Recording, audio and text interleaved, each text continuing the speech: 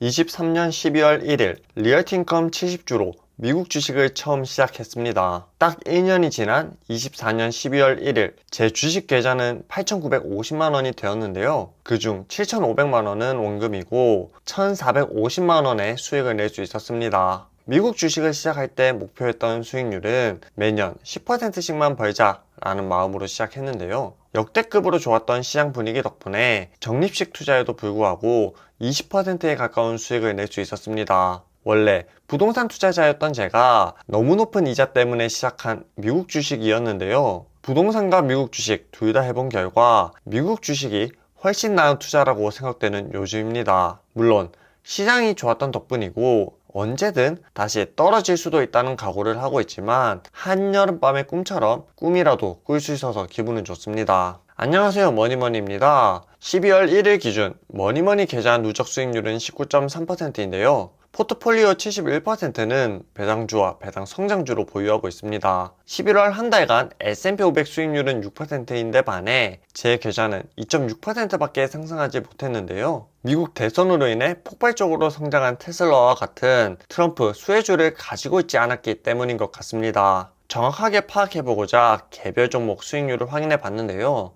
제 포트폴리오 1, 2위를 담당하고 있는 리얼티인컴은 마이너스 3%, 구글은 마이너스 1%를 기록했고요. 3, 4, 5위를 담당하고 있는 종목들인 슈드, 스타벅스, 마이크로소프트가 4% 상승했습니다. 1, 2위를 담당하고 있는 종목들이 마이너스다 보니 실질적인 주식 수익률은 1.5% 정도였는데요. 환율이 1% 상승하면서 총 2.6%로 수익률을 마감했습니다.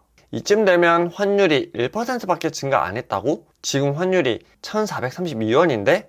라는 의문이 드는 분도 계실 텐데요. 11월 실적인 만큼 12월 1일 계좌 기준으로 하다 보니 환율 1399원으로 현재 환율과는 거리가 있습니다.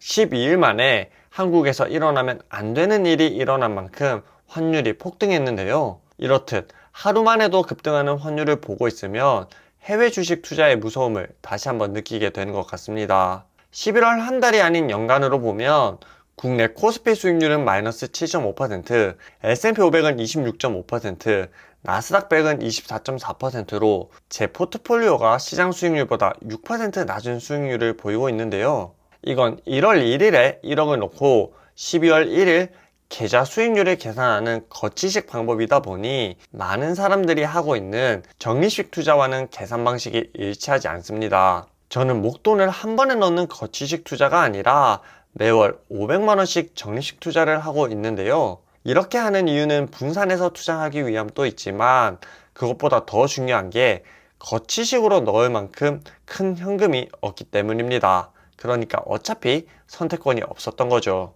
적립식 투자 기준으로 보면 S&P 500 환해지 수익률은 13.5%, 환노출 S&P 500 TR 지수는 18.6%입니다. 물론 개별 종목의 실적과 사업 방향을 고민하지 않는 S&P 500만 매달 사둔 것과 수익률이 비슷하다는 건 크게 자랑할 만한 투자는 아니지만 개별 종목 복귀를 해가며 S&P 500보다 조금 더 나은 수익률을 낼 수 있도록 노력해 보겠습니다.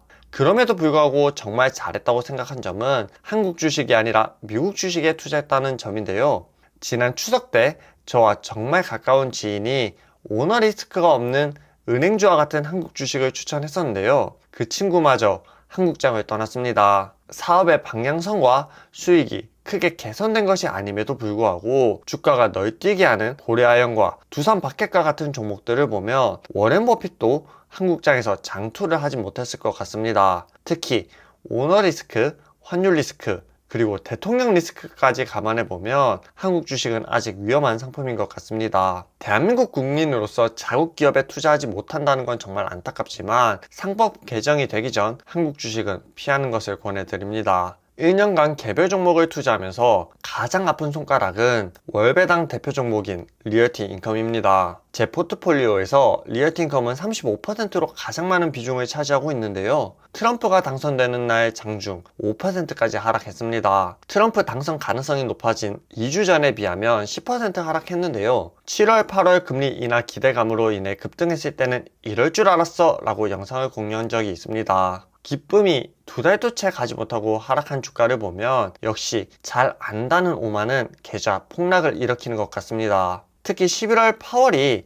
깜짝 금리 인하까지 했는데 큰 영향을 미치지 못하는 걸 보면 주가는 현재보다 기대감을 더 많이 반영한다는 걸 깨닫게 해주는 종목입니다. 물론 배당주다 보니 주가 상승만을 바라고 매수한 주식은 아닌데요. 391주를 보유하고 있다 보니 매달 10만원씩 입금되고 있습니다. 이렇게 매달 입금되는 배당금은 장기 투자를 유지하게 해주는 원천이 되는데요. 누군가에게 월 10만원 누구 코에 붙이냐라고 할 수도 있지만 월 10만원 더 벌기 위해 주말 근무를 하는 것을 감안해보면 절대 작은 금액은 아님을 알 수 있습니다. 물론 지금은 힘든 시기를 겪고 있지만 1년간 리츠주와 성장주 둘 다 지켜보면서 시장에서 중요한 한 가지는 유동성이라고 생각하는데요. 돈은 상황에 따라 유행하는 섹터가 있다 보니 성장주가 잘 나갈 때는 가치주가 부진하고 성장주가 부진할 때는 가치주가 빛을 발한다는 걸 알 수 있습니다. 그렇다 보니 유행을 쫓아가기보다 앞으로 리얼티 인컴이 꾸준히 돈을 잘 벌고 있는 한 매도하지 않고 유지할 예정이고요. 이대로 계속 하락하고 배당률 6%가 다시 된다면 또다시 적립식 매수를 고려해 봐야 될 것 같습니다.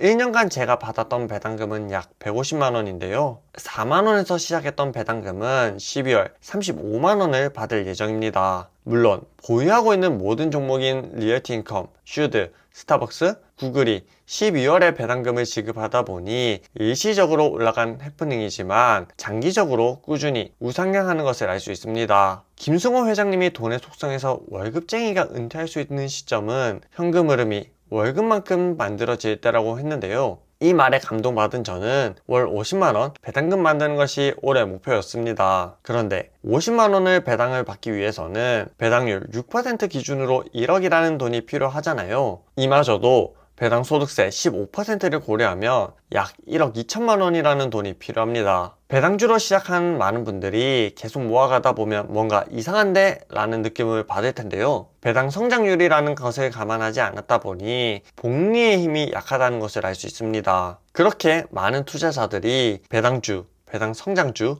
성장주 투자자로 변해가는 것을 볼 수 있는데요. 저 역시 이렇게 변해가는 것처럼 보이지만 해당 시기에 싼 주식을 매수하는 것이 더 중요하다고 생각합니다. 그럼에도 불구하고 매달 입금되는 배당금은 장기 투자를 하는데 큰 힘이 되는 것이 사실인데요. 배당주에 몰빵 투자를 하지 않는다면 처음 목표했던 것처럼 빠르게 배당금으로 생활비를 커버하는 날이 오진 않겠지만 은퇴 시점을 조금 미루더라도 기업이 성장하는 것에 초점을 맞출 예정입니다. 2024년 올해 빠질 수 없는 주제는 환율인데요. 처음 환전했을 때만 해도 1311원에 환전하면서 환차손이 생기면 어쩌지 라고 걱정했었는데 지난달 1397원에 환전했습니다. 달러가 너무 많이 올랐다 보니 지금 적립식 매수를 조금 멈추고 떨어지면 사야지 라고 하시는 분들이 많은데요. 먼저 제 포지션부터 말씀드리면 이제껏 해왔던 대로 매달 적립식 매수를 이어나갈 예정입니다. 이렇게 결정한 데는 3가지 이유가 있는데요. 첫 번째는 당분간 환율이 내려갈 가능성이 보이지 않는다는 것입니다. 최근 계엄 이후 환율이 급증했잖아요. 그런데 지금 상황이 얼마나 안 좋냐면요. 국민연금이 환율을 방어해야 된다는 외환 정책에 따라 환해지를 나서면서 7천억 환차익을 놓쳤고요. 2022년부터 외환 보유액은 꾸준히 낮아지고 있는데요. 정부가 적극적으로 환율 방어를 하고 있음에도 불구하고 환율이 1430원이라는 의미입니다. 두 번째는 만약 약달러가 온다고 해도 미국 주가가 환차손보다 더 올라갈 가능성이 높은데요. 현재 환율이 높다 보니 아이폰, 스타벅스와 같이 미국 수출 기업들의 제품 가격이 높을 수밖에 없습니다. 그렇다 보니 스타벅스, 테슬라, 애플 등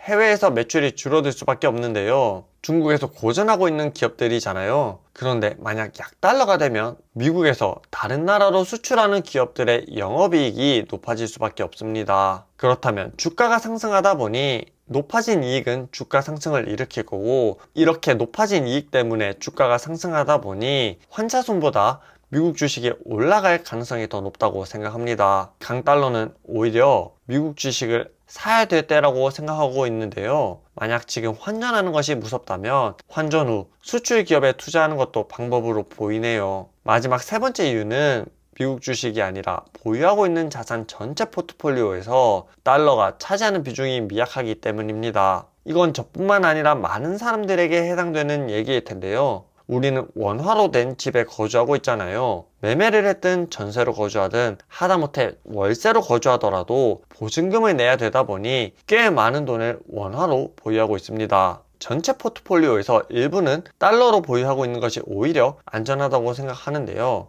사실 이 상황이 웃을 일만은 아니잖아요. 결국 대한민국 경쟁력이 약해지는 것에 베팅한 것이다 보니 기분이 좋을 수는 없지만 머리가 먼저 움직이는 것은 어쩔 수 없는 것 같습니다. 이제껏 매월 500만원씩 정식 매수를 하고 매수 종목으로 영상을 공유했었는데요. 이번 달 정식 매수를 위해 환전은 해두었지만 아직 매수를 하진 않았습니다. 이건 역시 타이밍을 맞추려는 노력이었는데요. 8월 5일, 9월 5일 높은 CPI로 인하여 미국 증시가 급락한 적이 있잖아요. 12월 19일 미국과 일본 금리 발표가 있다 보니 이걸 확인하고 매수할 예정입니다. 최근 몇 달 동안 계속 매수하고 있던 구글의 주가가 12월 1일부터 급증한 것을 보면 현재까지 저의 생각은 이미 틀린 것으로 보이네요. 이래서 타이밍을 맞추려는 노력보다 무지성 매수가 낫다라는 얘기가 나오는 것 같습니다. 2024년 미국 증시 역대급 호황을 겪으며 수익 1,500만원은 그리 높지 않아 보일 수도 있는데요. 미국 주식 보유액이 커지는 만큼 매달 수익이 커져가는 것을 확인할 수 있습니다.